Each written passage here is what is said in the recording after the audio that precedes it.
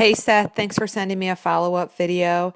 As you recall from the first video you sent me a couple months ago, you had a severe split kick where you were flexing your feet and that was throwing off your balance, as well as your hand entry was very straight, flat, and shallow with your elbow and fingertips entering, and your fingertips were actually coming out of the water with entry instead of going more downwards and using your hip rotation to help with that arm extension. So based on that first video, I recommended being mindful of your kick and doing a lot of recovery drills such as thumb slide and fingertip drag drill. And then next we would move on to the hand entry drill.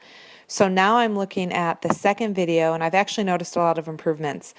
Definitely your kick. You're kicking with your foot, which means you're kicking down with the top of your foot and you're kicking up with the bottom of your foot, which also has to do with pushing down with your quad and pulling up with your hamstring. So that's really improved a lot.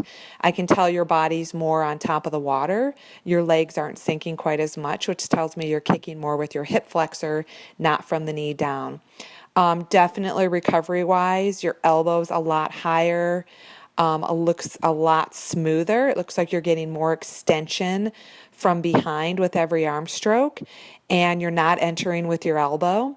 Next, I'd say after you enter with those fingertips, drive your hand more on a downward angle, and again, let your hip rotation help with your arm extension instead of trying to reach so much with your shoulder. So after entry, you rotate and your hand should be falling down as you rotate. So you're still extending your arm, but you want to extend it deeper out in front of you.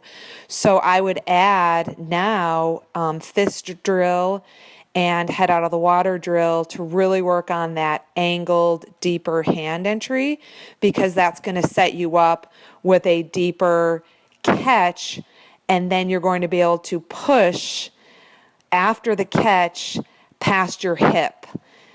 That's ultimately going to create the greatest amount of water with every arm pull. So the catch and the push make up the pull, and again, you want to catch deeper, so you pull deeper and you pull all the way past your hip.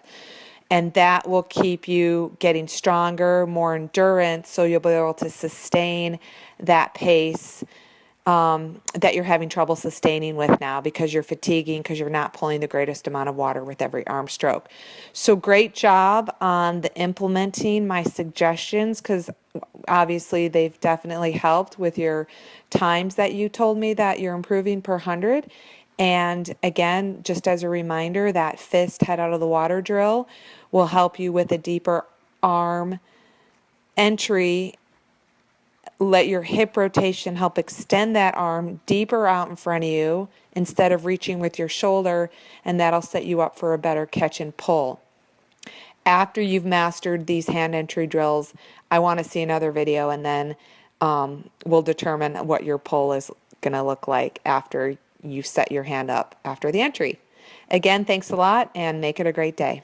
Okay, now that you've worked on your breathing, body balance, and rotation, it's time to work on the three main fingertips, the elbow. The first phase we're going to talk about is and you want to high elbow with your elbow. What that means is the other elbow as your elbow, and I'll take drag, wrist drag. So those are the two main components. Recovery phase. The reason recovery is so important is how your arm, so you're really recovery phase, whether it's wide up or too narrow, like the ceiling of the pool.